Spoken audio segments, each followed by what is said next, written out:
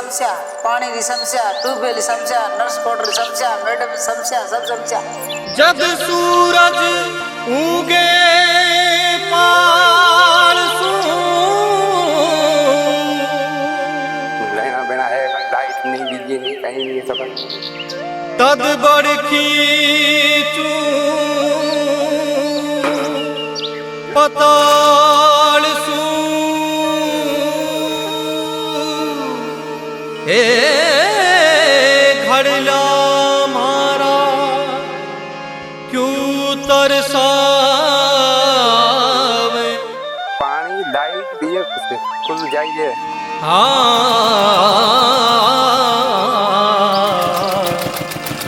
मारो घाटो सूखो कपाल हे घाटो सूखो कपाल।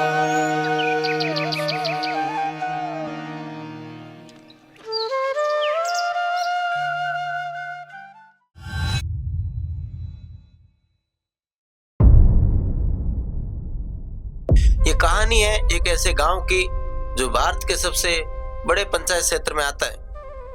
बाहरी दुनिया के लिए मानो यहाँ सब कुछ सामान्य है, मगर ऐसा कुछ भी नहीं है।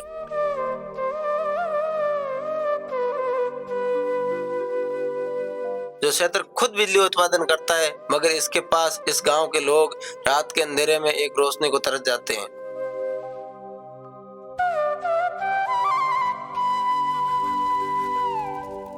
जहां आज के इस आधुनिक युग में देश विकास के नए नए आयामों को छू रहा है, वहीं इस गांव के लोगों को मूलभूत सुविधाओं से अनदेखा किया जा रहा है।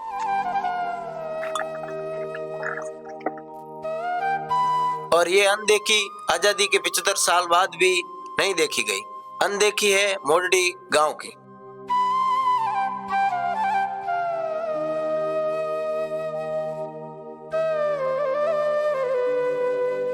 जब शहर को विकसित किया जा रहा था, तब यहाँ डीएनपी की स्थापना की गई, डेजर्ट नेशनल पार्क।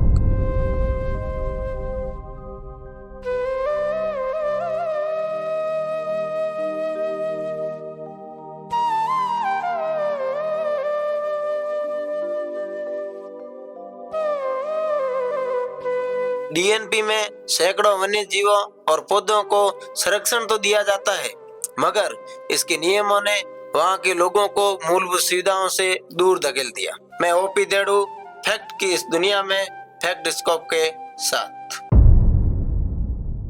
फैक्ट जानने के लिए हम बाड़मेर से मोरडी की ओर निकल चुके थे।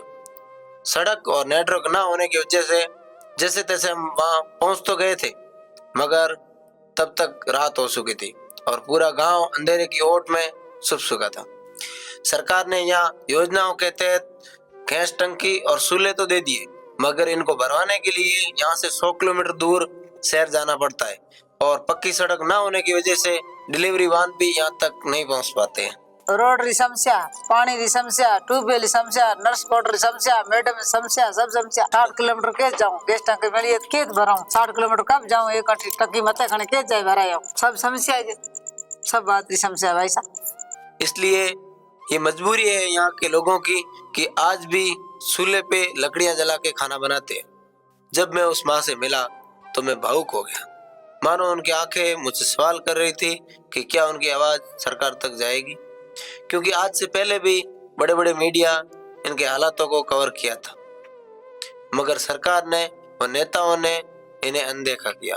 नेता यहाँ आते तो है सिर्फ 5 साल में एक बार। चुनाव के समय यहाँ नेता बड़े बड़े वादे करते हैं कि तुम्हें हर मूलभूत सुविधा मिलेगी, जैसे पानी, सड़क, बिजली, अस्पताल, स्कूल। मगर जब चुनाव का दौर गुजर जाता है और जब नेताओं को वादे याद दिलाए जाते हैं, तब ये कहते हैं कि आपका एरिया डीएनपी क्षेत्र है और हम विकास नहीं करवा सकते।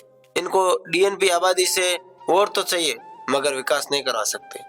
जहाँ आज के टाइम में हर घर में इलेक्ट्रॉनिक चक्कियां हैं, मगर आप जो देख रहे हो ये पुराने टाइम की डीजल से चलने वाली चक्की है और ये पूरे गांव में सिर्फ एक है और इसमें डाला जाने वाला डीजल लेने यहाँ से 60 किलोमीटर दूर पंप पर जाना पड़ता है और वहाँ जाने के लिए पर्याप्त साधन भी नहीं है और रास्ते भी खराब है।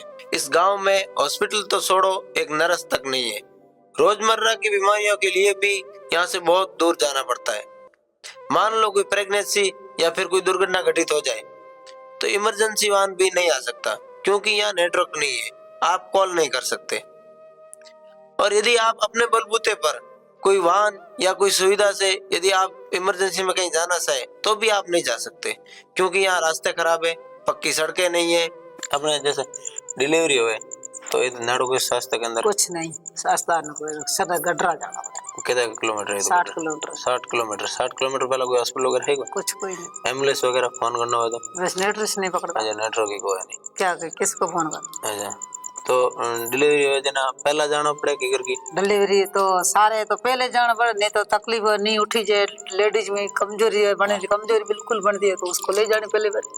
अच्छा, पहले जाना पड़े, रुकना पड़े एक रुकना पड़े, 1 दिन 2 दिन रोके रहा। अच्छा, उसमें डिलीवरी में तो तुरंत साधन तुरंत वगैरह भी कुछ मिलेगा नहीं, नहीं दाई आनी नहीं हमारे गाँव। हाँ, नेटवर्क तो है ही कौन? नेटवर्क बिल्कुल नहीं। नेटवर्क हमारे कौन 4 घंटा है एक तो वहाँ थाना देखा है, हाँ, है नेटवर्क? नेटवर्क है नहीं, नेटवर्क है। 60 किलोमीटर एरिया में कोई हॉस्पिटल नहीं है। कुछ नहीं। 60 किलोमीटर या सौंदरा वही कुछ देखे रहा, सुंदरा इतना बड़ा गाँव, ग्राम पंचायत है, फिर भी हॉस्पिटल नहीं। कहीं नहीं कुछ। उन लोगों के स्वास्थ्य का जिम्मेदार कौन? वो नेता जो सिर्फ 5 साल में एक बार आते हैं, वो भी वोट मांगने। जहाँ सरकार एक तरफ चिरंजीवी योजना, मुफ्त चिकित्सा योजना चला रही है, उसके लिए हॉस्पिटल का होना भी जरूरी है। यहाँ के लोग छोटी छोटी बीमारी से लेकर इमरजेंसी तक के लिए दूर शहर जाना पड़ता है। पढ़ाई की बात करें तो यहाँ पास में ही एक स्कूल है 12वीं तक, मगर उसमें टीचर सिर्फ एक, और वो भी 3rd ग्रेड। तो 12वीं के बच्चों को कौन पढ़ाएगा? क्या ये खाली बड़े कमरे? यहाँ बच्चे पढ़ने भी चाहे तो यहाँ पढ़ाने वाला कोई नहीं। जहाँ सरकार हमेशा कहती है कि हम मुफ्त शिक्षा देते हैं, हर बच्चे का साक्षर होना जरूरी है, बेटी बचाओ बेटी पढ़ाओ जैसे हजारों अभियान चलाती है, मगर उनके लिए अध्यापक होना भी जरूरी है। यहाँ के बच्चे बचपन से ये धारणा कर लेते हैं कि हमें या तो खेती करनी है या फिर बाहर जाके मजदूरी। ये इन लोगों की मजबूरी है या फिर सरकार की नाकामी? हमारे गांव में स्कूल है, स्कूल में 4 टीचर है, 8वीं तक स्कूल है। 8वीं बाद में माना 10 किलोमीटर दूर जाना पड़े नौड़ियाला में 12वीं तक स्कूल है। वो 12वीं स्कूल में तो एक टीचर ही है शायद, और कोई टीचर है नहीं। उसके बाद कोई बच्चे पढ़ते हैं, कोई नहीं पढ़ते, उनको भी स्कूल छोड़ देते हैं, फिर आगे की पढ़ाई नहीं करते। कोई आर्थिक स्तर से कमज़ोर है। और 12वीं के बाद में ज़्यादातर तो 12वीं करवाते नहीं है, जिनकी 12वीं होती है तो आगे चले जाते हैं कॉलेजों में। लगभग तो जैसे गांव में मान लो इस साल 2024 में लगभग 7-8 जनों ने 12वीं की है, उसमें 2-3 जने कॉलेज में जाए तो मुश्किल से 1-2 जने जाते हैं, वो भी बीए करके उसके बाद में भी छोड़ देते हैं, आगे पढ़ाई भी नहीं कर पाते। कोई पढ़ना चाहता है अच्छा से तो आगे पढ़ लेता है, ज़्यादातर बाड़मेर में रहते हैं। सब कुछ देखते हुए भी अनदेखा किया जा रहा है, क्योंकि यहाँ आवाज उठाने वाला कोई नहीं है। इनकी आवाज कौन उठाएगा? इनकी आवाज कौन सुनेगा?